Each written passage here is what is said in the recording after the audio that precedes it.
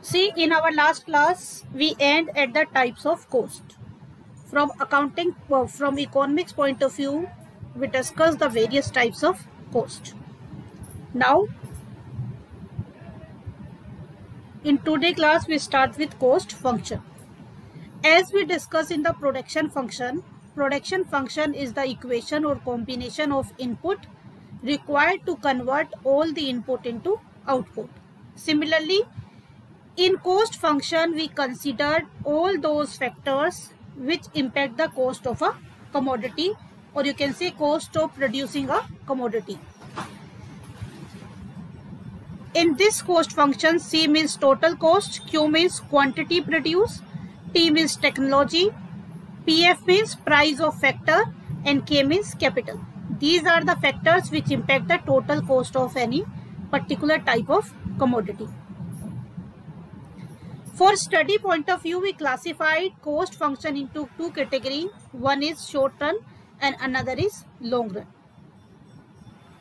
In short run, only the factor of production, as you can study in this, quantity produced or output impacted, and only the price of the factor impacted the cost function. But in long run, all the factors, capital, technology, also change because the time period is very long. Businessmen or firms able to increase the capital, able to adopt new updated technology, they are able to do research and development and create new innovation in their production, so that there are lots of other factors in long run. But in short run, mainly if we are talking about, the main factor is factor price. According to the demand and supply of the factor, the price of factor fluctuates, on which the total cost of particular product depends. But in long run, there are lots of other factors like technology and capital. Short run cost classified into three categories: fixed cost, variable cost, and total cost. Total cost is the combination of fixed cost and variable cost. Short-term cost is the cost which is related to the, we already discussed lots of short-term, long-term cost in cost accounting. I am only giving you the brief of that. As you know, fixed cost is the cost which is directly related to the level of, which are not directly related to level of output. Means output is zero, firms has to pay for fixed cost. Output increases, fixed cost same. That's why the curve or fixed cost is parallel to x-axis. This point is here important. Rest things we already discussed in the cost accounting.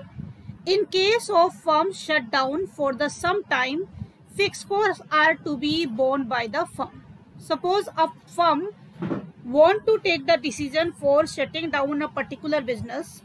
If the fixed cost is not recoverable, then for some period of time they are able to run their particular business unless and until they are getting their variable cost. But when they are not receiving their variable cost, they decide to shut down the business.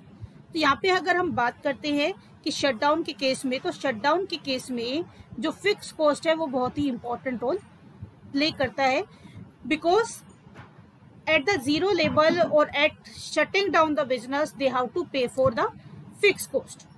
Suppose they want to sold out all their properties, it takes time. For that particular time period, they have to pay for some fixed cost also. That's why fixed cost is very important factor while taking the decision of shutdown. Variable cost, all those costs which is directly related to the production. Production zero, variable cost zero. Production increases, variable cost increases. Production decreases, variable cost decreases. That's why the curve of variable cost starts with the origin and its shape is like supply curve. Production increases, variable cost increases. Output increases, variable cost increases, because it has direct relation with output. Then total cost is the combination of fixed cost and variable cost. See, if you are going to show this with the help of a particular diagram. This is the diagram, as I already told you. Fixed cost parallel to x-axis, variable cost, ups and downs, because if we are talking about the direct curve, this curve shows the constant change in each level of output. But there are lots of other factors which impact the fluctuation in the variable cost. That's why if we are talking about the general scenario of particular economy, then the shape may be like this. Means it starts from origin initially increasing, then after a period of time or after a output it start decreasing, and then beyond an output it will start increasing. You already study the reason of this changement in the production function. In short run, there are 3 stages of production, which is called as variable law of proportion. When the production increases at a faster rate, then the fixed cost divided into multiple units and the per unit cost decreases. If the production increases, companies start taking the advantage of their full capacity. This factor also able to reduce some variable cost also. And the summation of these two curves is called total cost. If anybody have any question, then you can ask. Because we already discussed this part in cost accounting, that's why I am quite quickly only reviewing this part.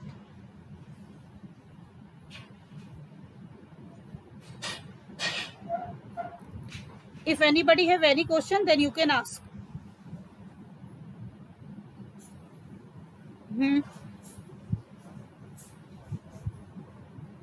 See, this TC is summation of VC plus FC. Suppose, for example, fixed cost is 1000. Suppose मैंने एक simple से example लिया है. Suppose fixed cost is 1000 and variable cost vary. Suppose I took at the starting point at 0 level, variable cost is 0. See, at starting point, variable cost is 0, fixed cost is 1000. Then total cost is fixed cost plus variable cost. Means total cost curve start with 1000. It means the originate point of total cost is the starting point of fixed cost. That's why we start this curve from the fixed cost starting point. I hope you got the reason for this.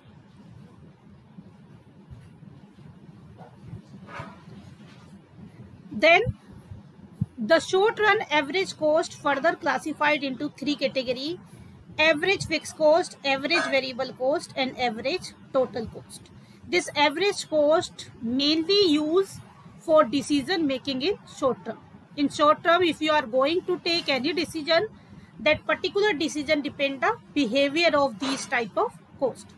Average fixed cost means fixed cost divided by output. Fixed cost divided by output. Variable cost divided by output. Or you can say that this is per unit variable cost. Per unit variable cost. This is per unit fixed cost. And total average cost means total cost divided by output. This is also called per unit cost. Means this is the cost of producing 1 unit in a company. On the basis of this cost, company will take the decision whether or not they will increase their level of production, because they compare their cost with the revenue. We will discuss the combination of cost and revenue after discussing the revenue, so that you are able to know how we are able to take the decision, and that part is also important for exam point of view. I already told you these things. You will go through this. If you will find any difficulty, then we will discuss. For your reference, I mention each and everything in detail. I tell you the important or basic of each and every concept, because it is not possible for us to discuss these things in detail. But जितना sufficient है वो मैं आपको बता के चल रही हूँ. Then after that, average total cost is just like total cost. Average total cost is the combination of average fixed cost and average variable cost. This is again an important concept. When average variable cost increases, then average fixed cost decreases. Average total cost continue to fall as AFC is greater than AVC. This point is very important. Understand this. If average fixed cost is greater than average variable cost, it means if per unit fixed cost is greater than per unit variable cost, then average total cost continue fall. What is the reason behind this? Anybody tell me? If per unit fixed cost is greater than average variable cost, average total cost continue decreasing. Why?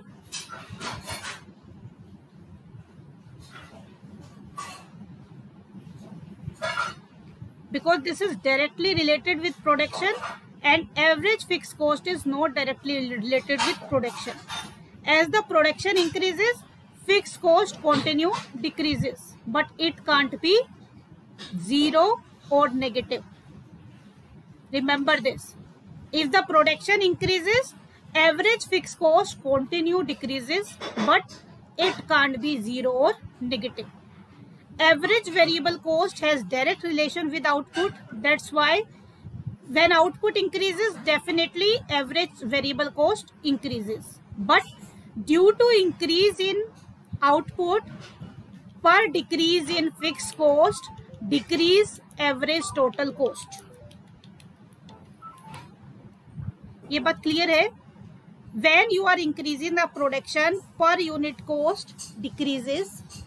Due to this per unit cost decreases, total cost to average total cost decreases, because variable cost is directly related with the output. As output increases, average variable cost, and thus average variable cost is greater than AFC, hence ATC increases. This situation also states that you are taking the advantage of full capacity. You are taking the advantage of full capacity. See, जब तक आपके पास जो भी full capacity है, जो भी आपका plant है या फर्म है या कंपनी है या मशीनरी है, उसका आप फुल कैपेसिटी यूज कर लेते हैं, तो जैसे ही फुल कैपेसिटी यूज कर लेते हैं, उसके बाद आपकी फिक्स कॉस्ट डिक्लाइन नहीं होगी, आपकी वेरिएबल कॉस्ट क्या हो जाएगी? इंक्रीज हो जाएगी, क्योंकि आप जितना फुल कैपेसिटी यूज कर चुके हो, योर पर यूनिट कॉस्ट जितना डिक्लाइन होना था वो डिक्लाइन हो गया, लोअर लेवल पे आ गया है.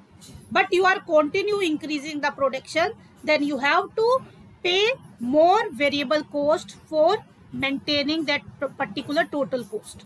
That's why we can say that when average variable cost continue increases, or you can say variable cost is greater than fixed cost, then average total cost increases. That's why ATC curve is U-shaped. For example, suppose if we are talking about some production due to continuously decrease in per unit cost, यानी कि जो fixed cost per unit है, उसकी वजह से initially total cost curve क्या आता है? Down आता है. And after reaching the minimum point, it will start increasing. क्योंकि एक लिमिट तक आपने फायदा उठा लिया फुल कैपेसिटी का, उसके बाद अगर आप उसके बियॉन्ड प्रोडक्शन करते हैं, देन उसके बाद आपको प्रोडक्शन करने के लिए और इन्वेस्टमेंट करनी पड़ेगी, और इन्वेस्टमेंट जो आप करेंगे उसका आपको फुल एडवांटेज तब तक गेट नहीं होता, तब तक आपकी कॉस्ट क्या होती जाती है? बढ़ती जाती है. That's why we can say that the shape of average total cost is U shape. If anybody have any question then you can ask.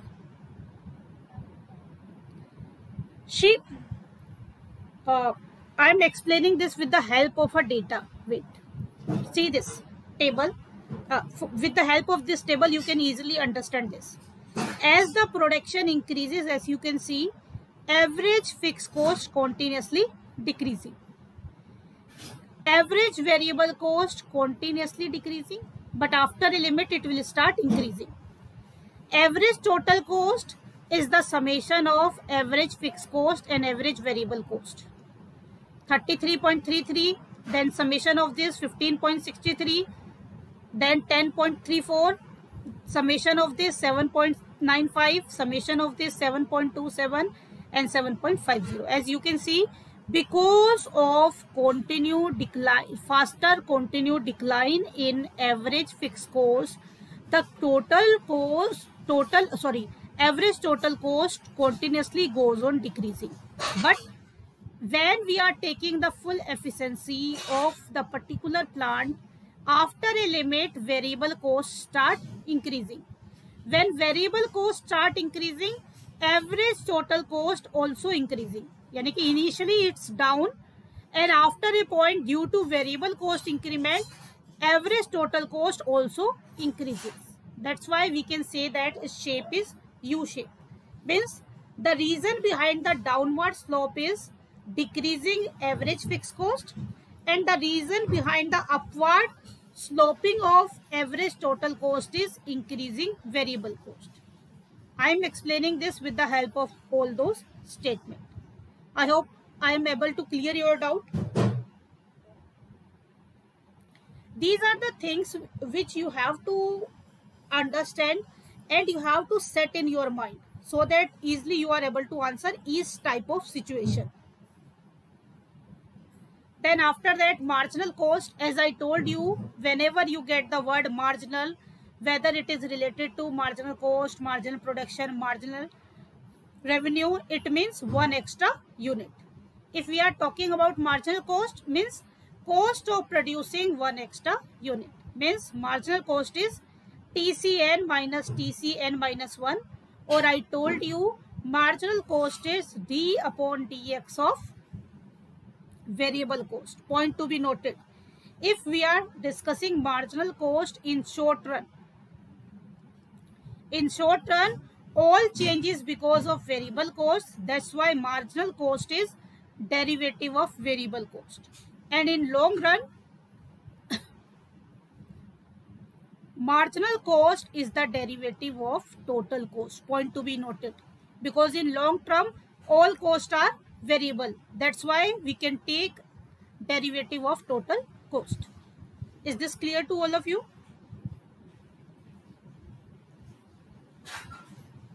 If anybody have any question, then you can ask.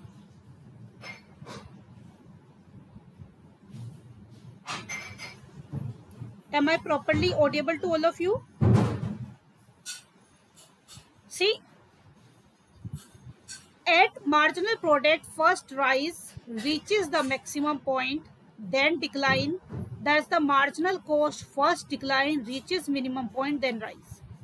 Just like your average total cost, marginal cost is derived from the total cost. That's why we can see that marginal cost function is also U-shaped, because this function is also derived from total cost. That's why due to that fixed cost and average cost combination, marginal cost curve is also U-shaped. But there is difference in the slope and decline and increment of average total cost, average variable cost and marginal cost.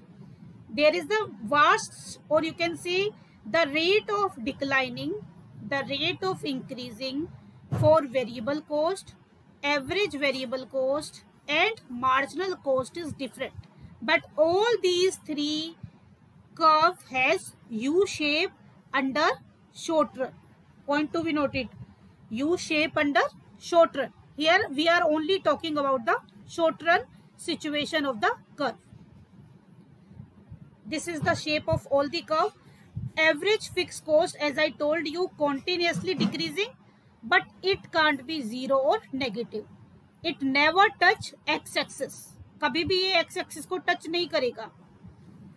Marginal cost, while decreasing, it is decreasing at a faster rate. When start increasing, increasing at a faster rate. So average total cost, decrease, then after a point it will start increasing. Average variable cost, when decreasing, it decreasing less than marginal cost. When increasing, it increase less than marginal cost curve. If anybody have any question, first you can ask, because these are very important for exam point of view. Demand, supply, cost, revenue, market, national income, inflation, business cycle. These are some important economics topic for exam point of view. Clear है?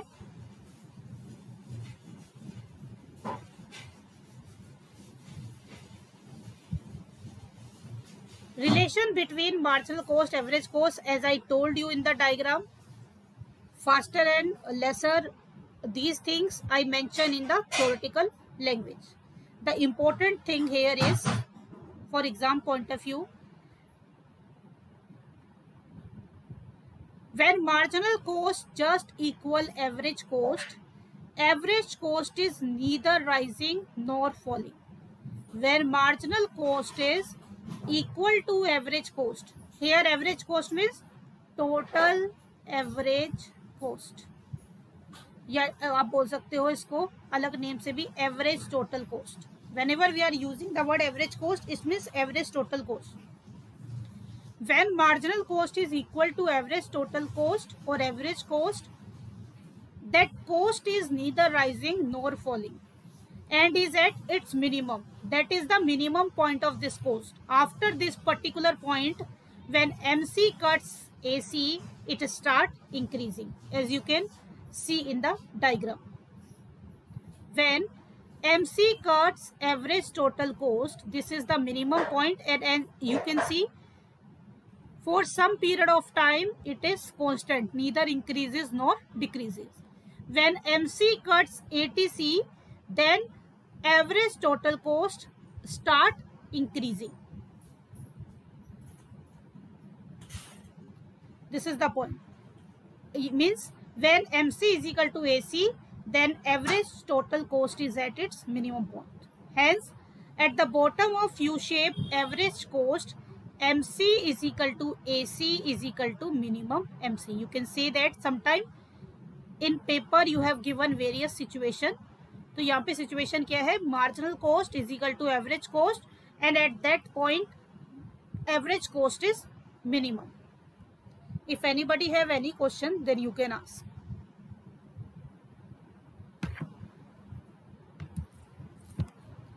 Now, next, long run average cost curve. See, in short run, some costs are variable and some costs are fixed, as we already discussed in production chapter. In long term, all costs are variable. तो यहाँ पे जितने भी हम inputs use करते हैं, किसी को भी हम चेंज कर सकते हैं, कितना ही कैपिटल यूज कर सकते हैं, कितना ही इक्विपमेंट यूज कर सकते हैं, सारी चीजें हम यूज कर सकते हैं.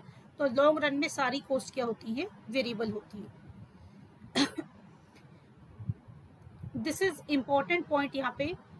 Third one, long run cost of production is the least possible cost of producing goods of producing any level of output. यानी कि लॉन्ग रन में हमारा काम होता है जितना कम से कम कॉस्ट आए without declining the quality of the product, वो आपको कॉम्बिनेशन चूज करना है.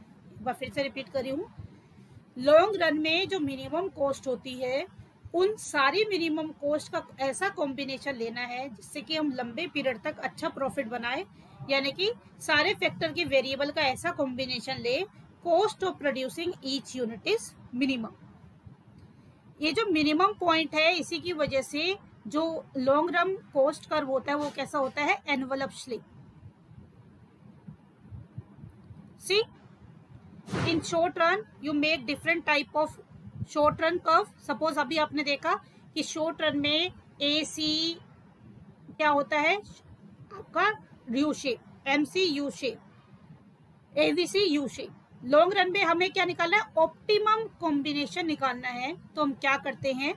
हम जितना भी हमारा लॉन्ग टर्म पीरियड है, 2 ईयर है, 3 ईयर है, 4 ईयर है, 5 ईयर है, जिसके बारे में आप प्रिडिक्ट करना चाहते हो, उनके हर एक ईयर के अलग अलग कर्व ड्रॉ करते हो और उन कर्व का क्या ले लेते हो, मिनिमम पॉइंट। सारे कर्व्स का मिनिमम पॉइंट ले लीजिए, जो सबसे मिनिमम पॉइंट है, और उनको ज्वाइन कर दीजिए। यानी कि पहले हर एक साल का अलग अलग कर्व बनाइए और फिर सारे ईयर के मिनिमम पॉइंट को लेके उनको ज्वाइन कर दीजिए, तो आपका क्या बन जाता है, लॉन्ग टर्म। लाइक दिस, सबके मिनिमम पॉइंट को आपने लिया, 1 ईयर, 2 ईयर, 3 ईयर, 4 ईयर, जितने भी ईयर लिए हैं सबका मिनिमम पॉइंट लेके आप एक कर्व बनाते हो, जिसको हम बोलते हैं long term average cost. Long term average cost भी यू शेप होती है, बट हम इसको क्या कहते हैं, एनवलप कर्व। एनवलप कर्व क्यों कहते हैं, क्योंकि ये सारे शॉर्ट टर्म के मिनिमम पॉइंट को लेता है। इस वजह से जब इसे हम मिनिमम शॉर्ट टर्म को यूज करके बनाते हैं, तो सारे शॉर्ट टर्म के जो कर्व है इसके अंदर आ जाते हैं। That's why we can say that long term average cost curve has envelope shape. बताइए क्लियर है कि नहीं? ठीक है। और भाई हमने देखिए टारगेट रखा था इकोनॉमिक्स का कम ही, बट कुछ पॉइंट मुझे ऐसा फील हुआ कि डिटेल में बताने जरूरी है, तो वो चीजें बता रही हूँ। 1-2 क्लासेस एक्स्ट्रा ही लगेंगे। हमने टारगेट रखा था 5 में, लेकिन 5 में हो नहीं पाएगा। अभी मैक्रो करके माइक्रो के भी 3 टॉपिक डिटेल में ही करने हैं, बाकी एमसीक्यू फॉर्म में ही दूंगी मैं। ये कुछ ऐसी चीजें हैं जिनके ऊपर घूम फिर के आप अगर पेपर आप देखते हो तो आपने एनालाइज किया होगा। Cost, demand, elasticity, supply, production, revenue, market, इनमें से ही ज्यादातर क्वेश्चन आया हुआ अगर माइक्रो का क्वेश्चन आता है तो।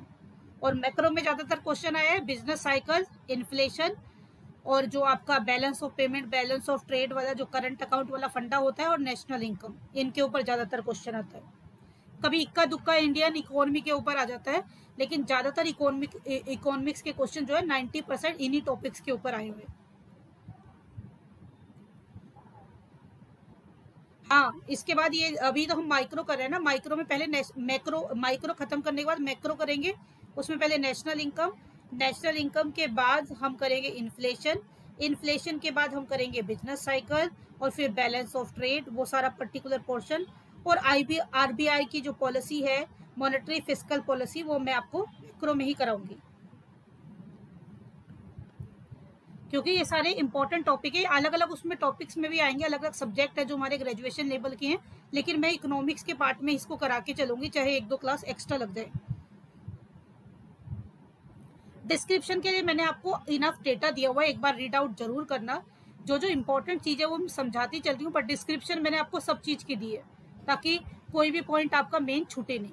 अभी हमने बात की कि long term average cost curve को एनवलप शेप कहते हैं, इसको प्लानिंग कर्व भी कहते हैं। अभी मैंने आपको बताया प्लानिंग कर्व क्यों कहते हैं। हर एक साल का यू शेप कर्व बनाने के बाद सबका मिनिमम पॉइंट लिया, क्योंकि हमारा लॉन्ग टर्म में मोटो क्या है कि हमें लेस कॉस्ट से मोर आउटपुट क्रिएट करना है। तो आपको लेस कॉस्ट से मोर आउटपुट तभी क्रिएट कर पाएंगे जब आप क्या करेंगे, उसकी प्लानिंग करेंगे। तो इसलिए long term average cost curve को हम प्लानिंग कर्व कहते हैं, क्योंकि इसमें हमारा मोटो होता है कॉस्ट को मिनिमाइज करना। तो ध्यान रखना, long term average cost curve को एनवलप शेप भी कहते हैं, long term average cost curve को प्लानिंग कर्व भी कहते हैं, क्योंकि इसमें लॉन्ग टर्म के लिए फर्म चूज करती है कि कौन सा कॉस्ट का कॉम्बिनेशन वो यूज करे, ताकि कम कॉस्ट पे लॉन्ग टर्म में उसको ज्यादा आउटपुट गेट हो। क्वेश्चन मैंने आपको कहा कि प्रैक्टिस के लिए डाले हुए हैं, साइड बाय साइड जो भी पढ़ते जाओ, देखते जाना। स्टिल किसी भी क्वेश्चन में सारे नोट्स में सारे आंसर है, कोई भी क्वेश्चन में कंफ्यूजन है तो नेक्स्ट क्लास में डिस्कस कर लिया करो, क्योंकि साथ एक टॉपिक के साथ साथ करने से भी क्या है, थोड़ा सा फायदा हो जाता है, कॉन्सेप्ट जो है अच्छे से रिकॉल कर पाते हो। ये बताइए मुझे, स्क्रीन प्रॉपर्ली विजिबल हो रही है रेवेन्यू की?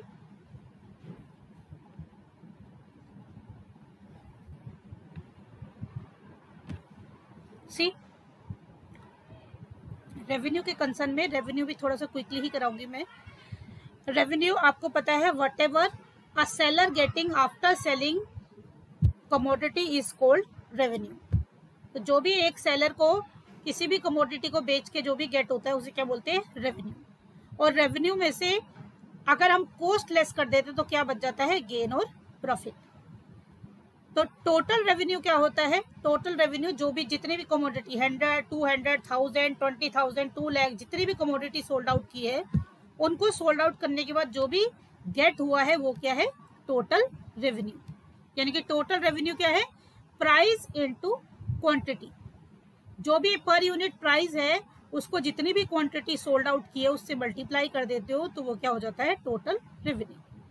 जैसे हमने अभी बात की थी एवरेज कॉस्ट की, इसी तरह से अगर हम एवरेज रेवेन्यू की बात करें तो एवरेज रेवेन्यू क्या है, पर यूनिट रेवेन्यू। यानी कि एवरेज रेवेन्यू क्या होगा, total revenue divided by number of unit sold. इसलिए हम एवरेज रेवेन्यू को क्या कहते हैं, प्राइस पर यूनिट।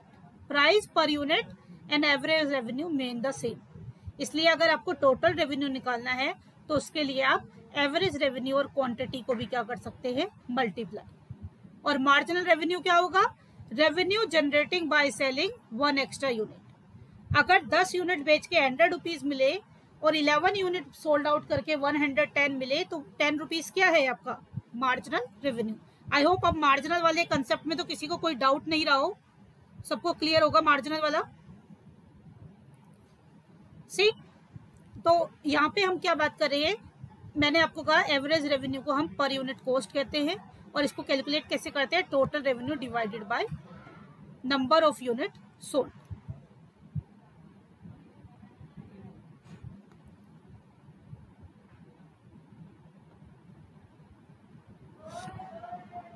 तो वही रेफरेंस के लिए जो वर्बली आपको बताया है, average revenue is equal to total upon quantity, वही आपके रेफरेंस के लिए लिखा हुआ है।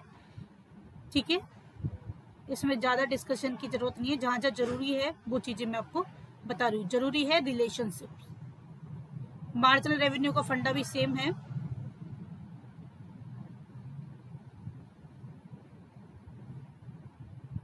This is the important point for market chapter point of view. See, if we are talking about the perfect competition, और उसमें अगर हम शेप की बात करें तो परफेक्ट कॉम्पिटिशन में आपका जो प्राइस है, price is equal to average revenue is equal to marginal revenue.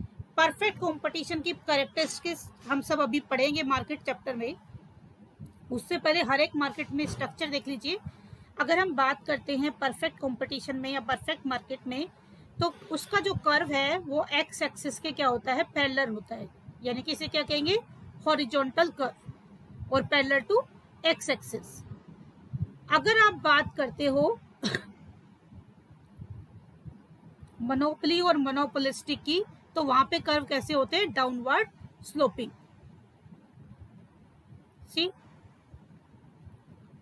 This is the curve in monopoly और मोनोपोलिस्टिक मार्केट। शेप अलग होगी, स्लोप अलग हो सकती है थोड़ी बहुत, बट दोनों ही सिचुएशन में, चाहे मार्केट मोनोपोली हो या मोनोपोलिस्टिक हो, दोनों ही सिचुएशन में डाउनवर्ड स्लोपिंग होती है। बट एक चीज इसमें ध्यान रखनी है कि इसमें जो एमआर कर्व है is always less than AR curve. यानी कि marginal revenue is always less than average revenue in case of monopoly market and monopolistic market. ये पॉइंट, एक तो शेप पता होनी चाहिए, दूसरा रिलेशन पता होना चाहिए कि कब कैसा होता है। सेम सारी चीजें बाकी डिटेल में इसमें मेंशन की हुई है, सिर्फ शेप में डिफरेंस है। आप देख रहे हैं वहां पे स्लोप क्या है, यहाँ पे चेंजेस ज्यादा नहीं है।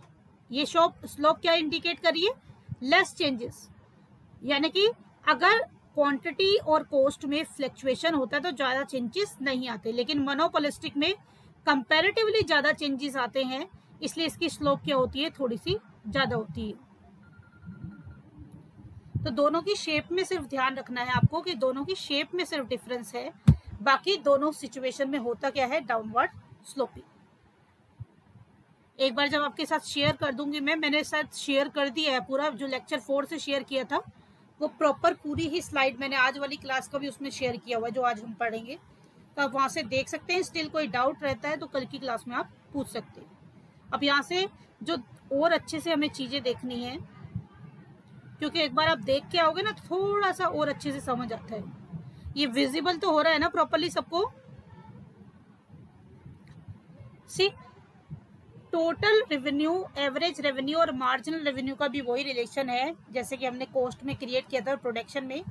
जब तक मार्जिनल रेवेन्यू पॉजिटिव रहता है टोटल रेवेन्यू क्या होता है, इंक्रीज।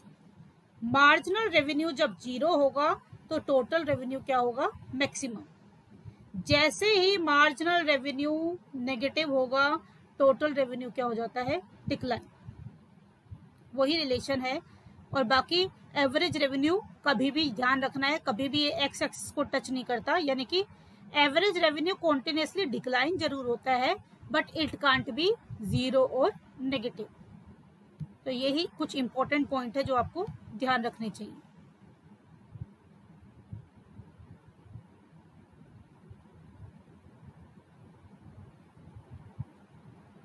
एक थोड़ा सा एक जनरल रिलेशन को और देख लीजिए क्योंकि इसके ऊपर भी कई बार मैंने क्वेश्चन देखे हैं। AR increases as long as MR is higher. अगर इन दोनों के रिलेशन को एस्टेब्लिश करते हैं, जब तक MR AR से हायर है यानी कि ग्रेटर इंक्रीज कर रहा है तब तक AR यानी कि एवरेज रेवेन्यू भी बढ़ेगा। जैसे ही मार्जिनल रेवेन्यू डिक्लाइन होना स्टार्ट होगा एवरेज रेवेन्यू भी डिक्लाइन होना स्टार्ट हो जाएगा। जब मार्जिनल रेवेन्यू 0 होगा एवरेज रेवेन्यू क्या होगा, मैक्सिमम होगा। यानी कि एवरेज रेवेन्यू का रिलेशन भी उसी टाइप से कुछ होता है जैसा कि टोटल रेवेन्यू के कंसर्न में है। टोटल रेवेन्यू भी तब मैक्सिमम होता है जब मार्जिनल रेवेन्यू 0 होता है। टोटल रेवेन्यू तब डिक्लाइन होना स्टार्ट होता है जब मार्जिनल रेवेन्यू नेगेटिव है। सेम यही फंडा यहाँ पे अप्लाई करना है। Average revenue maximum when marginal revenue 0, average revenue declining when marginal revenue is negative. इसमें भी और ज्यादा फालतू की चीजें करने की जरूरत नहीं है। क्या फॉर्मूला होता है ये पता होना चाहिए, किस मार्केट में रेवेन्यू कर्व की किस तरह की शेप होती है ये पता होना चाहिए, इनफ है। बट ये कि जितना डेटा और जितना MCQ मैं आपको प्रोवाइड कर रही हूँ मैं इतना आपको प्रोवाइड कर लूंगी, वो भी पढ़ लो तो सफिशिएंट है। बट एनालिटिकल तरीके से पढ़ना, ऐसे मत सोचो कि डिट्टो क्वेश्चन आएगा लेकिन उसकी इन्फॉर्मेशन यूज करें, कैसे भी ट्विस्ट टर्न करें आंसर आपके पास होगा। इसके अलावा आपको क्या ध्यान रखना है, जो कि मैंने ऑलरेडी आपको बताया भी है कि परफेक्ट कंपटीशन, मोनोपोली और मोनोपोलिस्टिक में कर्व डिफरेंट होती है। यहाँ पे तीनों को कंबाइन कर दिया है। परफेक्ट में क्या रहेगा, पैरेलल टू एक्स एक्सिस, और मोनोपोली और मोनोपोलिस्टिक में क्या होता है, डाउनवर्ड स्लोपिंग।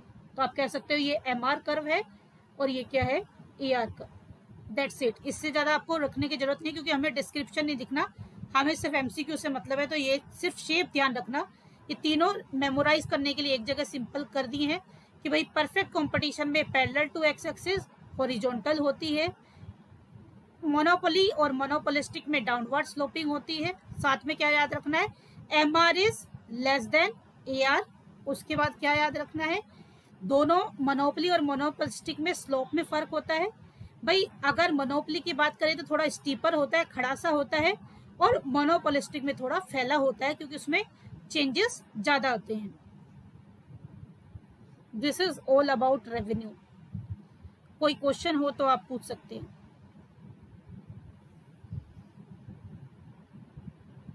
किसी का कोई क्वेश्चन है? चलिए अब परफेक्ट कंपटीशन बताइए क्या होता है।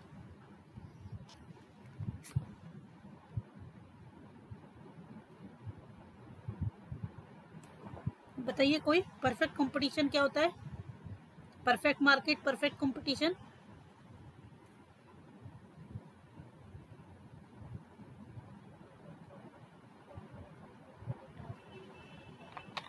ओके, कैसा प्रोडक्ट सोल्ड करते हो?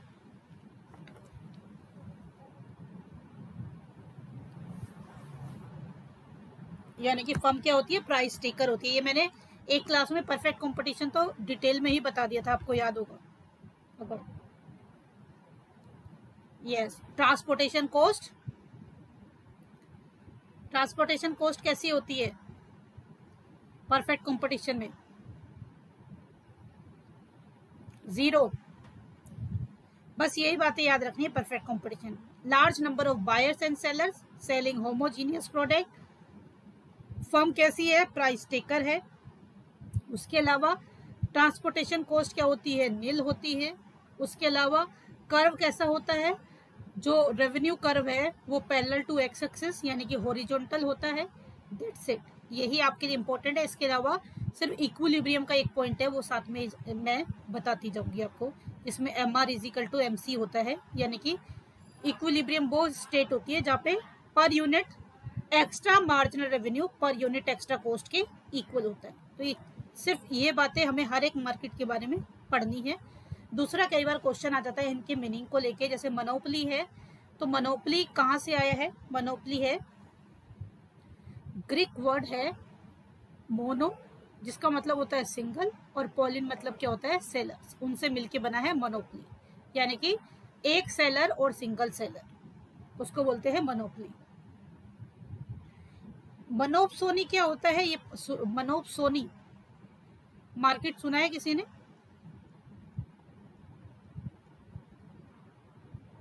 मोनोपोली तो वो है जिसमें कि भाई वन सेलर है और लार्ज नंबर ऑफ बायर है।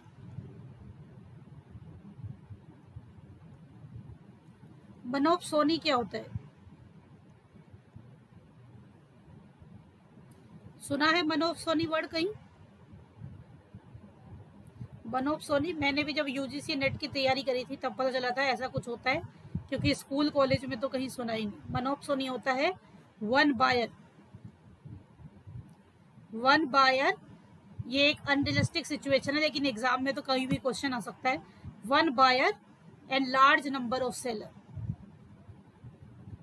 मैंने पहली बार यूजीसी नेट की तैयारी की थी जब, उसमें पढ़ा था one buyer and large number of sellers. ठीक है, ये चीज ध्यान रखना है। डिओपोली आपको पता ही है, दोनों तरफ से एक बायर एक सेलर होता है, दोनों तरफ से बाय मोनोपोली भी जिसे कहते हैं, वो उसमें एक ही सेलर होता है और एक ही क्या होता है? बायर। मोनोपोली में जो फर्म होती है वो क्या होती है? प्राइस मेकर होती है,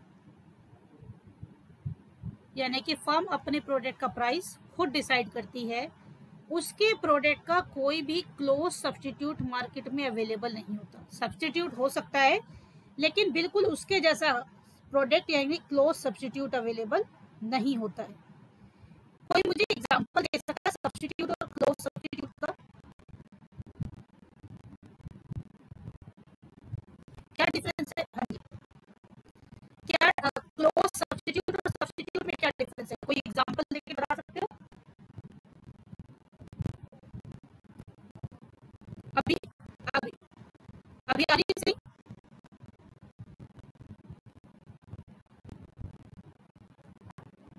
एक मिनट मैं इसको स्विच करती हूँ। वो मैं अपनी जो क्लास ले रही थी परसों, तब आया था वाईफाई वाला, उसके बाद उसको कल बुलाया तो वो आया नहीं। आज मैं ये कुछ नहीं, एक मिनट में नेटवर्क स्विच करती हूँ। अगर क्लास डिस्कनेक्ट होगी तो उसको रीजॉइन कर लेना, एक बार स्विच करके देखती हूँ अगर ज्यादा ही प्रॉब्लम आ रही है तो। अभी देखिए थोड़ा सा बफर है, अभी सही आ रही है कि अभी भी वैसी आ रही है?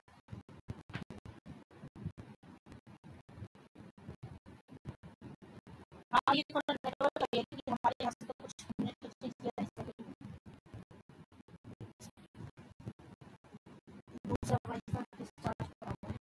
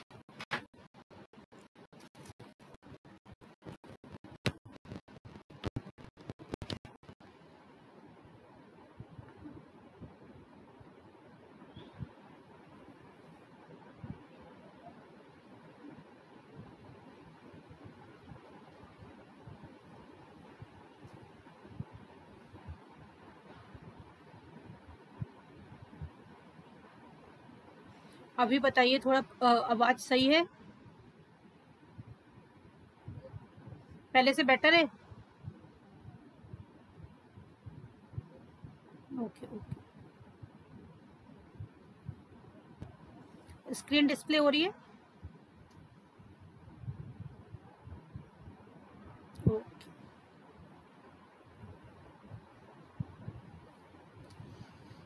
तो मोनोपोली में कोई भी क्लोज सब्स्टिट्यूट नहीं है। हम थे क्लोज सब्स्टिट्यूट और सब्स्टिट्यूट में क्या डिफरेंस है, मतलब कोई एग्जांपल प्रोडक्ट का देके बताइए कि कौन से क्लोज सब्स्टिट्यूट है और कौन सा सब्स्टिट्यूट है।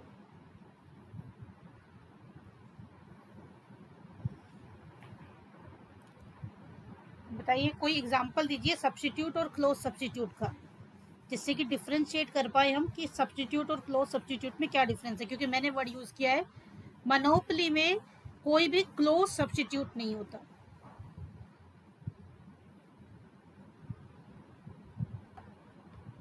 हाँ जी बताइए। T and coffee close substitute है या सब्स्टिट्यूट है? यस। और कोक एंड पेप्सी?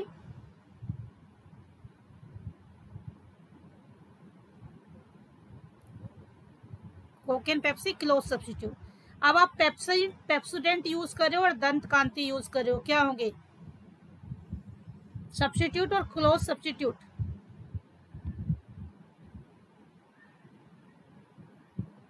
यस। आप एप्पल का लैपटॉप यूज कर रहे हो और आप किसी ऐसी कंपनी एसर का मतलब यूज कर रहे हो, एसर का लैपटॉप यूज कर रहे हो और एप्पल का लैपटॉप यूज कर रहे हो, तो वो क्लोज सब्स्टिट्यूट होंगे या सब्स्टिट्यूट? क्लियर हुआ ये बात? कि यानी कि प्रोडक्ट तो अवेलेबल हो सकता है लेकिन क्लोज नहीं होगा, यानी कि बिल्कुल उसके जैसे फीचर वाला मिलता जुलता प्रोडक्ट अवेलेबल नहीं होगा। सेम फीचर वाला प्रोडक्ट मार्केट में अवेलेबल नहीं होता इन केस ऑफ मोनोपोली। तो सब्स्टिट्यूट हो सकता है बट कोई भी उसका क्लोज सब्स्टिट्यूट यानी कि उसके जैसी क्वालिटी वाला मोर देन 90% क्वालिटी मैच करने वाला प्रोडक्ट मार्केट में अवेलेबल नहीं होता। एक ही फर्म होती है, वही क्या बना देती है? इंडस्ट्री। क्योंकि एक ही सेलर है उस पर्टिकुलर प्रोडक्ट को बेचने वाला, तो वही अपने आप में क्या है? इंडस्ट्री है। डिफरेंट डेफिनेशन, ये तो रट्टा मारने वाली बात है, दिमाग में मतलब रट के सेट करना कई बार, क्योंकि आजकल डेफिनेशन भी बहुत आती हैं। सी मोनोपोली के फीचर बाकी हम सब डिस्कस कर चुके हैं। सबसे खतरनाक फीचर क्या है? Restriction on the entry of the new firm, यानी कि नई फर्म को एंट्री नहीं करने दिया जाएगा। क्योंकि अगर एंट्री करने दिया गया तो फिर मोनोपोली की सिचुएशन ही नहीं रहेगी और एंट्री बैन करने के बहुत सारे इकोनॉमिकल, इंस्टीट्यूशनल, लीगल और आर्टिफिशियल बैरियर क्रिएट किए जाते हैं। पेटेंट लेके, कॉपीराइट लेके, उस तरह से आपको अपने प्रोडक्ट को यूनिक बनाना है तो आपको पेटेंट रजिस्टर कराना होगा, उसका कॉपीराइट लेना होगा ताकि कोई और सेम 100% प्रोडक्ट प्रोड्यूस ना करे। क्योंकि इसका कोई क्लोज सब्स्टिट्यूट नहीं होता है, इसलिए मोनोपोली के जो प्रोडक्ट होते हैं उनकी क्रॉस इलास्टिसिटी क्या होती है?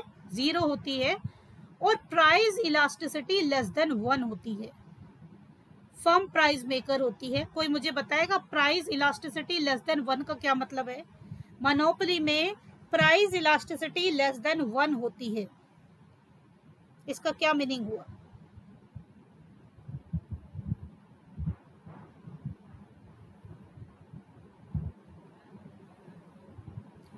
मोनोपोली में क्लोज इलास्टिसिटी लेस देन 1 होती है, इसका क्या मीनिंग हुआ? इलास्टिसिटी में मैंने less than, greater than, equal to सबके मीनिंग आपको बताए थे।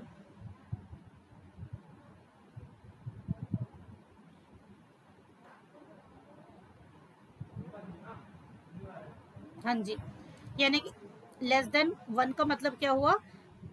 Percentage change in demand is less than percentage change in price. इसका मतलब क्या है? प्राइस आप आसानी से क्या कर सकते हो? इंक्रीज कर सकते हो, क्योंकि प्राइस बढ़ाने से डिमांड ज्यादा कम नहीं होती इन केस ऑफ मोनोपोली, क्योंकि कंज्यूमर के पास कोई अल्टरनेटिव नहीं है। क्लियर है सबको?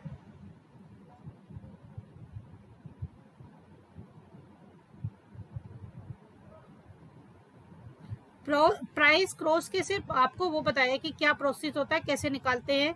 और ये मैंने जब आपको डिटर्मिनेंट्स बनाए थे तो उसमें बता दिया था कि भाई जो सब्स्टिट्यूट गुड्स है, सब्स्टिट्यूट गुड्स में पॉजिटिव क्रॉस इलास्टिसिटी होती है, और जो आपके कॉम्प्लीमेंट्री होते हैं उनमें जो क्रॉस इलास्टिसिटी है वो नेगेटिव होती है।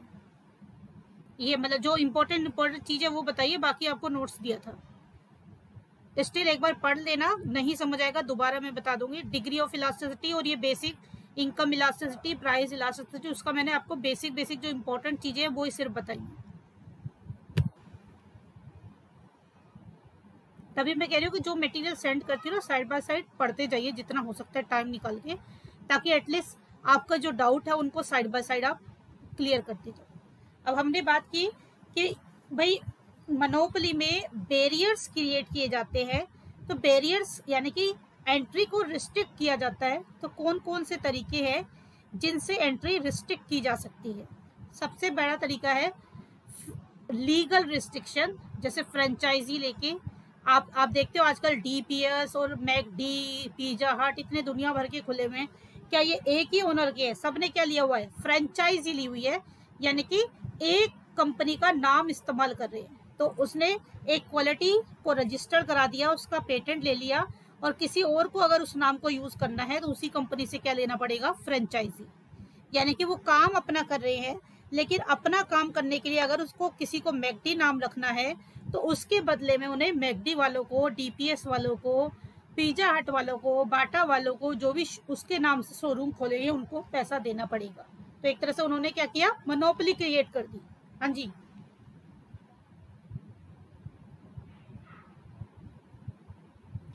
नहीं ये टाइम पीरियड होता है, ये डिपेंड करता है आपकी टर्म एंड कंडीशन कि आप 1 ईयर के लिए फिक्स कर रहे हो या फिर आप 2 ईयर के लिए कॉन्ट्रैक्ट कर रहे हो, 5 ईयर, जितने ईयर के लिए कॉन्ट्रैक्ट करोगे तो कॉन्ट्रैक्ट में आप डिसाइड करोगे कि 1 टाइम पेमेंट करोगे या फिर ईच ईयर करोगे। तो ये हर साल के लिए दिया जाता है। तो बट डिपेंड करता है कि सारे साल का एक साथ दे दो या इंस्टॉलमेंट में दे दो, क्योंकि जब तक आप उसका नाम यूज करोगे एक तरह से आप उसको एनुअल पेमेंट कर रहे हो। आपके लिए फ्रेंचाइजी क्या है? Annual expenses. अब ये एनुअल एक्सपेंसेस दी कैसे जाएगी वो डिपेंड करता है आपकी फ्रेंचाइजर के साथ किस तरह की डील हुई है। बैरियर टू मोनोपोली क्या होता है? रॉ मटेरियल में मोनोपोली। भाई पूजा की कंपनी है, बिसम्बरी की है, हेमलता की है, मनप्रीत की है, मंजू की कंपनी है, हमारी सारी कंपनियां क्या है? एक जगह एक तरह का रॉ मटेरियल यूज करती हैं और एक जगह से आता है। अगर हमारी किसी भी कंपनी, हम जितने भी मेंबर है, किसी की कंपनी ने अगर रॉ मटेरियल वाली कंपनी पे कब्जा कर लिया, अपनी मोनोपोली एस्टेब्लिश कर दी, तो चाहे पूजा हो या मंजू हो, बिसम्बरी हो, हेमलता हो, सबको यहीं से रॉ मटेरियल लेना है। तो अब ये क्या करेगा? अपने मनमाने तरीके से मनमाने प्राइस पे सोल्ड आउट करेगा। तो अगर किसी पर्टिकुलर इंडस्ट्री का रॉ मटेरियल कहीं से आता है और वो एक कंपनी मोनोपोली क्रिएट करना चाहती है, तो वो जो जहां से रॉ मटेरियल आता है उसको अपने कब्जे में करके, उसको टेक ओवर करके, उसको परचेज करके, उसको किसी भी तरीके से अपने कंट्रोल में लेके मोनोपोली क्रिएट कर सकती है, क्योंकि वो जितना चाहेगी फिर अपने मनमर्जी तरीके से उनको वो पर्टिकुलर रॉ मटेरियल प्रोवाइड करेगी। एक नेचुरल मोनोपोली होती है। देखिए कुछ ऐसे रिसोर्सेज है जो इंडिया में है, हम देखते हैं भाई कुछ ऐसी कंट्रीज है जहाँ पे तेल के कुएं बहुत ज़्यादा हैं, कहीं पे कुछ ज़्यादा है, कहीं पे कुछ ज़्यादा है। तो कुछ तो नेचर ने सब जगह एक जैसी चीज़ें नहीं दी है, कोई कहीं पे ज़्यादा है, कोई कहीं पे ज़्यादा है। तो जिसके पास जो चीज़ ज़्यादा है वहाँ पे उसी टाइप की क्या हो जाती है? मोनोपोली क्रिएट हो जाती है। तो कई बार नेचर के थ्रू भी मोनोपोली क्रिएट होती है। और लीगल मोनोपोली आप पेटेंट और कॉपीराइट के थ्रू भी कर सकते हो। मैंने बुक लिखी मान लो और मैंने उसका कॉपीराइट ले लिया, तो जो मेरा कंटेंट है वो कोई और कॉपी नहीं कर सकता सेम। अगर सेम कॉपी करेगा तो मैं फिर कॉपीराइट स्ट्राइक लगा के जो भी उसका प्रॉफिट है वो लीगल तरीके से उससे रिसीव कर सकती हूँ। तो आपके पास कोई इनोवेटिव आइडिया है, आपने उसका पेटेंट रजिस्टर करा दिया, अपनी कंपनी का ट्रेडमार्क रजिस्टर करा दिया, तो उस तरीके से भी आप क्या करते हो? मोनोपोली क्रिएट करते हो स्पेसिफिक इंग्रेडिएंट के प्रोडक्ट में, स्पेसिफिक फीचर के प्रोडक्ट में, और you can say specific technology के प्रोडक्ट में। इसका लेटेस्ट एग्जांपल आप ले सकते हो, कोविड का जो वैक्सीन है भाई जिन कंपनी ने उसे सर्च किया उन्होंने बाकी सबको मैन्युफैक्चरिंग का राइट नहीं दिया, वो खुद ही मैन्युफैक्चर कर रहे हैं। क्यों? क्योंकि उन्होंने उनका पेटेंट रजिस्टर कराया है, और as you know patent register कराने के लिए भी अच्छी खासी रजिस्ट्रेशन फीस देनी पड़ती है गवर्नमेंट को। तो कोई भी पर्सन जो पेटेंट रजिस्टर कराएगा वो दूसरे के साथ अपना राइट शेयर नहीं करना चाहेगा। तो पेटेंट के थ्रू भी आप किसी भी पर्टिकुलर फीचर पे, किसी भी पर्टिकुलर प्रोडक्ट पे, किसी भी पर्टिकुलर रिसर्च पे, इनोवेशन पे अपना अधिकार क्रिएट कर लेते हैं, तो कोई दूसरा उसको यूज नहीं कर पाएगा। उसको कुछ उससे थोड़ा सा अलग करना होगा, बिल्कुल सेम वो नहीं कर सकता है, क्योंकि लीगली वो बाउंडेड हो जाएगा। अगर उसने ऐसा किया तो उसका सारा प्रॉफिट उसको देगा जिसने ये रिसर्च पहले की थी। ये बताइए क्लियर है कि नहीं?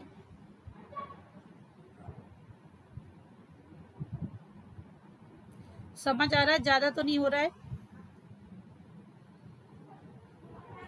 क्योंकि हमारे पास और कोई ऑप्शन नहीं है, थोड़ा सा ज़्यादा तो हमें करना ही पड़ेगा, क्योंकि वैसे कुछ ना कुछ जब से बैच शुरू किया है टारगेट हमारा था कि ख़त्म करने का 4 महीने में, पर कुछ ना कुछ सिचुएशन ऐसी क्रिएट होती गई कि गैप बढ़ते गए, जिसकी वजह से हमारा टारगेट भी बढ़ता गया।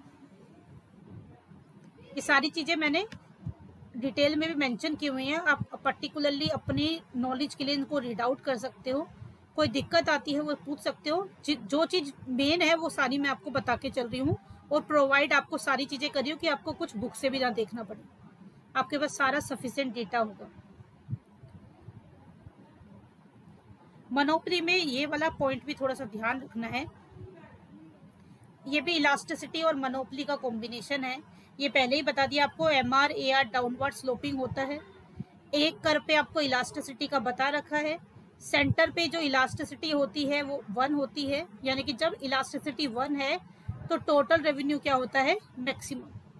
ये चीज ध्यान रखनी है। इलास्टिसिटी अगर ग्रेटर देन 1 है तो टोटल रेवेन्यू इंक्रीज होगा। इलास्टिसिटी अगर लेस देन 1 है तो टोटल रेवेन्यू क्या होगा? डिक्रीज होगा। देखिए एक नंबर से मैं इसको बात को कन्वे करती हूँ।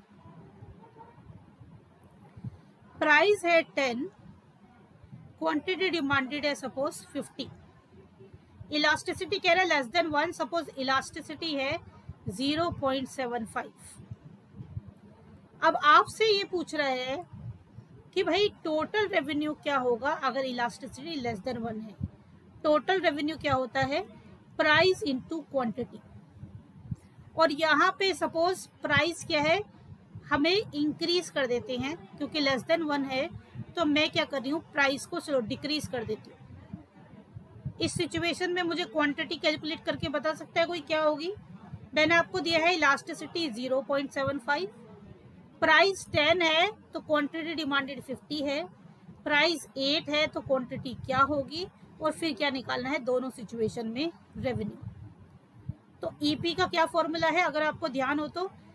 Price elasticity is delta Q upon delta P into P upon Q. ये सिंप्लीफाई करके percentage change in demand upon percentage change in price का सिंप्लीफाई फॉर्मूला बताया था। चेंज इन क्वांटिटी हमें नहीं पता, चेंज इन प्राइस आपको पता है, कितना प्राइस चेंज हो रहा है? 2। इनिशियल प्राइस, इनिशियल क्वांटिटी, और ये इलास्टिसिटी कितनी दी हुई है? 0.75। अब इसको सोल्व कर देंगे, 0 से 0 कैंसिल, यहाँ पे ये 5 2 जा 10 है, मल्टीप्लाई इधर डिवाइड करा, उधर जाके क्या करेगा? मल्टीप्लाई। चेंज इन क्वांटिटी क्या आ गया? 7.5। इतना बताइए पहले क्लियर हुआ कि नहीं? ये डायग्राम की चीज आपको मैं प्रूफ करके दिखा रही हूँ कि ये स्टेटमेंट लिखे आती कैसे। ये आ गया। अब न्यू क्वांटिटी क्या होगी? न्यू क्वांटिटी क्या होगा? Old quantity plus change in quantity, यानी कि न्यू क्वांटिटी क्या हो गई?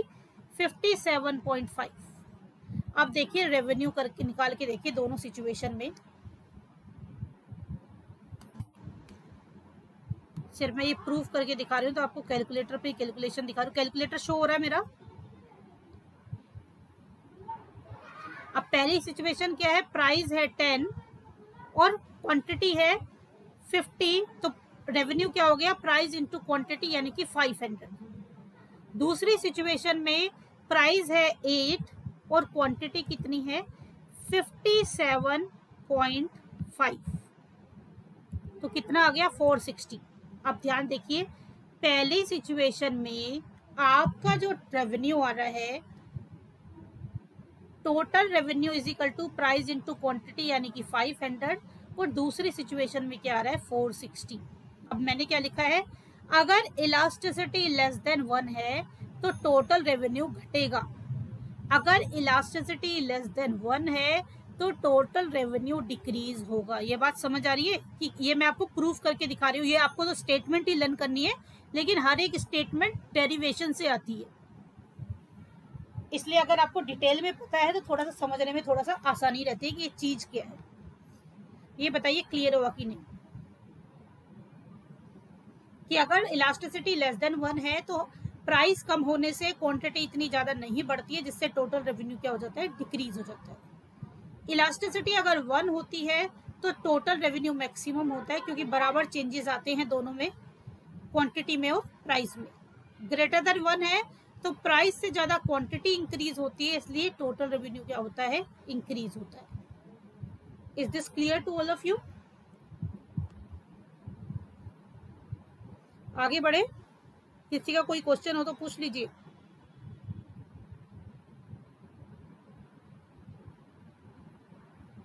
मेरी आवाज अभी सही आ रही है?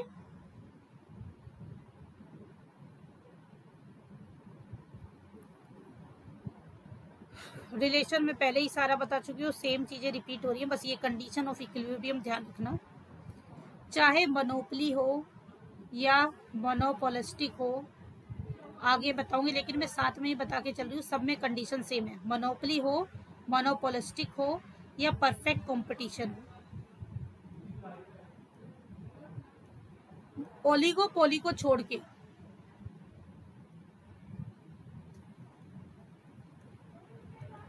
ओलिगोपोली को छोड़ के बाकी सारी मार्केट में जो कंडीशन ऑफ इक्विलिब्रियम है वो सेम है, अलग अलग लर्न करने की जरूरत नहीं है, सबके लिए एक ही फंडा काम करता है। क्या? Marginal cost is equal to marginal revenue. Marginal cost curve cuts marginal revenue from below, यानी कि marginal cost curve marginal revenue curve को नीचे से काटता हुआ होना चाहिए। अब इस बात को मैं दिखाती हूँ। सपोज मैं परफेक्ट की बात कर रही हूँ, तो परफेक्ट में क्या होता है, price is equal to AR is equal to MR। सबसे पहले कह रहे हैं marginal revenue is equal to marginal cost. अब मैंने एक मार्जिनल कॉस्ट कर्व बनाया, आप देख रहे हो 2 पॉइंट पे मार्जिनल रेवेन्यू और मार्जिनल कॉस्ट क्या है, इक्वल है। तो पहली कंडीशन कह रही है MR is equal to MC, तो ये 2 पॉइंट पे बात सेटिस्फाई हो रही है A और B पर। दूसरी कंडीशन क्या कह रही है, marginal cost curve cuts marginal revenue curve from below, यानी कि बिलो से कट करने का मतलब क्या है, इंक्रीज होते हुए कट करना चाहिए। अब बताइए इस पॉइंट को अगर कंसीडर करते हैं तो A और B में से कौन सा इक्विलिब्रियम पॉइंट होगा, ठीक है ना। यानी कि जब मार्जिनल रेवेन्यू बढ़ता है उस टाइम पे जब वो मार्जिनल रेवेन्यू को कट करेगा मार्जिनल कॉस्ट, तो वो इक्विलिब्रियम होगा। तो यहाँ पे इक्विलिब्रियम पॉइंट क्या है, B, और इससे जो डिसाइड होगी वो है इक्विलिब्रियम क्वांटिटी और इक्विलिब्रियम प्राइस। इतना बताइए क्लियर है कि नहीं। और कोई भी मार्केट हो, चाहे परफेक्ट हो, सपोज मोनोपोली मोनोपोलिस्टिक की बात करूं तो इस तरह से बनता है कर्व, MR नीचे होता है, AR ऊपर होता है, और MC इसको क्या करता है, कट करता है। तो यहाँ पे भी क्या होता है, MR is equal to MC and MC cuts MR from below, यहाँ से काटेगा, जहाँ पे ये काटता है इसे क्या कहते हैं, क्वांटिटी। और इसको अगर प्राइस निकालना है तो प्राइस निकालने का तरीका क्या होता है, इसे AR तक एक्सटेंड करा जाता है, ये है प्राइस। परफेक्ट में वही सामने वाला प्राइस हो जाता है, लेकिन मोनोपोली और मोनोपोलिस्टिक में जहां पे AR MC कट काटता है उसे एक्स एक्सिस से ज्वाइन करते हैं, वो हो जाता है इक्विलिब्रियम क्वांटिटी। और इक्विलिब्रियम प्राइस निकालना है तो इसी पॉइंट को AR तक एक्सटेंड करते हैं और Y एक्सिस से ज्वाइन कर देते हैं, जहां पे ये मिलता है उसे बोलते हैं प्राइस। ये बताइए क्लियर है कि नहीं। तीनों का कंबाइनली बता रही हूँ कंडीशन, क्योंकि तीनों में सेम सिचुएशन है, सिर्फ कर्व की शेप में डिफरेंस है। और ये क्या है, प्रॉफिट मैक्सिमाइज की कंडीशन। अगर आपसे एग्जाम में प्रॉफिट मैक्सिमाइजेशन कंडीशन पूछता है तो उसमें भी आपको यही मेंशन करना है। बताइए क्लियर है कि नहीं।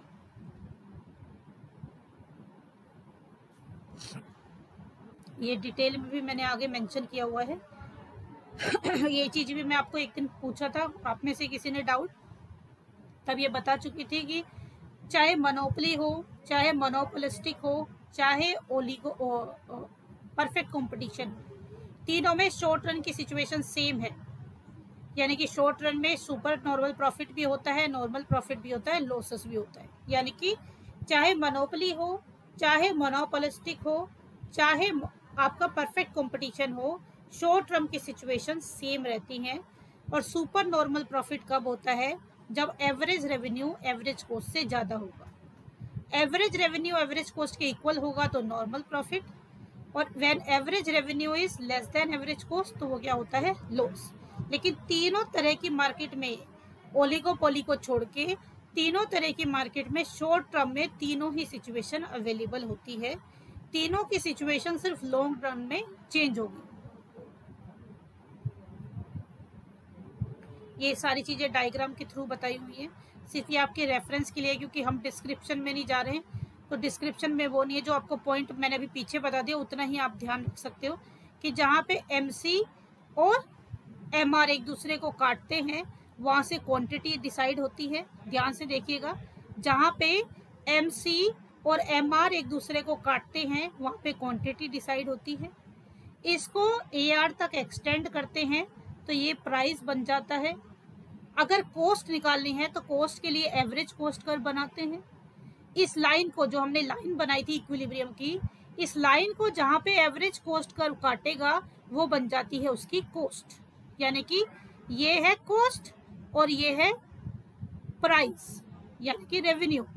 तो रेवेन्यू में से कॉस्ट लेस करेंगे तो जो बचा हुआ पोर्शन है वो क्या हो जाता है? Super normal profit.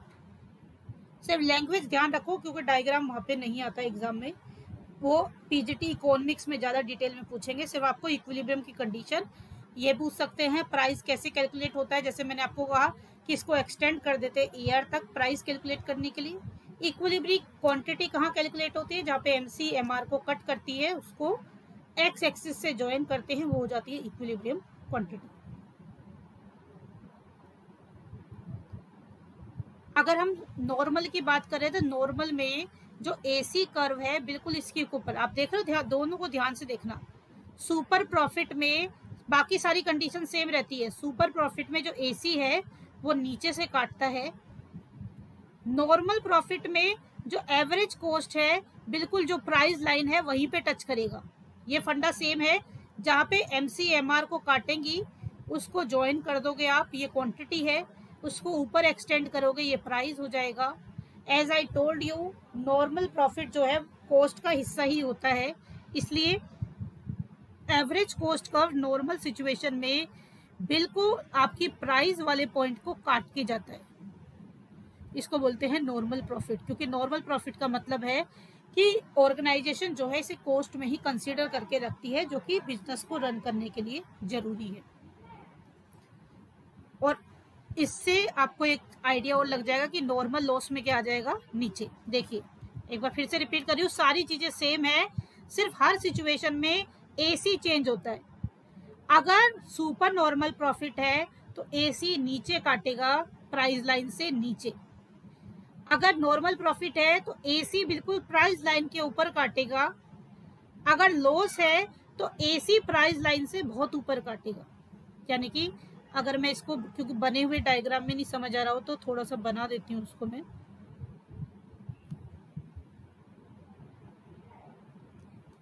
सी सारा बेसिक सिचुएशन सारी सिचुएशन में सेम है कि भाई ये एमआर है, ये एआर है, जहां पे एमसी एमआर को कट करता है वो हो जाता है इक्विलिब्रियम क्वांटिटी। इसको एक्सटेंड कर देते हैं तो ये हो जाता है प्राइस। लॉस दिखा रहे, इसका मतलब कॉस्ट क्या होगी? प्राइस से ऊपर, तो ये इसको टच नहीं करेगा, इससे भी ऊपर होगा कौन? एसी।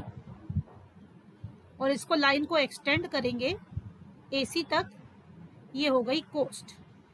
प्राइस है ओपी, कॉस्ट है ओसी। कॉस्ट ज्यादा है तो ये जो डिफरेंस है ये क्या हो जाता है? लॉस। ये बताइए कुछ कहानी समझ आई कि नहीं है, सब ऊपर से जा रही है?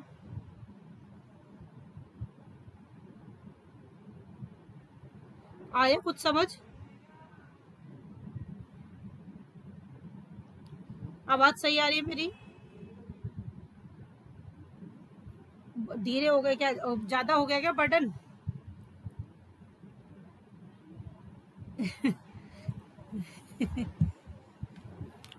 देखिए सेल्फ स्टडी मैंने आपको बताया, देखिए मैंने सारी चीजें अलग अलग ट्यूशन पढ़ा के जब पढ़ाती थी, मुझे ट्यूशन पढ़ाने का बहुत फायदा हुआ कि उससे क्या है, सारे कंसेप्ट सारे सब्जेक्ट बहुत सारे खुद ही रेडी हो गए। मैंने आपको बताया मैंने कोई स्पेसिफिक तैयारी नहीं की, उसी से मेरा नेट क्वालिफाइड हो गया, सारे एग्जाम जितने भी क्वालिफाइड किए उसी से सारे हो गए। क्योंकि पढ़ाते हुए हम ज़्यादा अच्छे से पढ़ते हैं इन चीज़ों को, जब आप अपना खुद पढ़ाई करते हो तो आप ओवरव्यू लेते हो, तो अगर बेस आपको क्लियर है ना तो आपकी जो पॉसिबिलिटी होती है ना सही होने की वो बहुत ज़्यादा बढ़ जाती है। इसलिए मैंने सोचा था कि इकोनॉमिक्स बहुत बड़ी है तो मैं आपको एमसीक्यू से कराऊं। मैंने एक दिन आपको दिया भी था लेकिन आपके पढ़ने के तरीके से मैं सेटिस्फाई नहीं हुई, तो फिर मैंने फिर डिसाइड किया कि डिस्क्रिप्शन ही पहले कराऊंगी, एमसीक्यू आपको प्रैक्टिस के लिए दूंगी। तो इसलिए मेरा मानना यह है कि अंडरस्टैंडिंग बहुत जरूरी है, क्योंकि टॉपिक की अंडरस्टैंडिंग बहुत जरूरी है। स्टिल पढ़ के कोई भी डाउट होता है तो दोबारा पूछ लेना, लेकिन इनको देख लेना, थोड़ी सी कॉम्प्लिकेटेड चीजें भी हैं। सेम चीज अगर आपको ये समझ आ गई तो फिर बाकी तो अपने आप ही आ जाएगा। मोनोपोली में प्राइस डिस्क्रिमिनेशन होता है, उसकी अलग अलग राइटर की डेफिनेशन है, तो रट्टा मारने वाला ही काम होता है। डेफिनेशन आपको देखने किस बंदे ने क्या दी हुई है, क्योंकि आजकल डेफिनेशन का भी बहुत ट्रेंड चल गया है। प्राइस डिस्क्रिमिनेशन की क्या क्या कंडीशंस हो सकती हैं, किस किस बेस पे डिस्क्रिमिनेशन किया जा सकता है? अभी मुझे बताओ, सह पाओगे, करा दूं बचा हुआ पोर्शन या खत्म करूं? क्योंकि यहाँ पे भी थोड़ा सा ये इम्पोर्टेंट चीज है और अभी आप लोग एग्जॉस्ट हो गए होगे अभी तक सुनते सुनते, वो भी ऑनलाइन। तो इसको नेक्स्ट करते हैं, कोई दिक्कत नहीं है, एक आधी क्लास एक्स्ट्रा लग जाए लेकिन चीजें अच्छे से होनी चाहिए। एज आई टोल्ड यू, थोड़ा टाइम आगे बढ़ सकता है लेकिन कोशिश यही करेंगे जितनी चीज, अभी हमें भागने की कोई जल्दी भी नहीं है, हमारे पास सफिशिएंट टाइम है।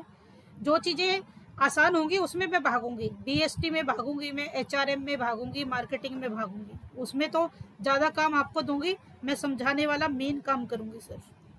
क्योंकि ये कुछ सब्जेक्ट ऐसे हैं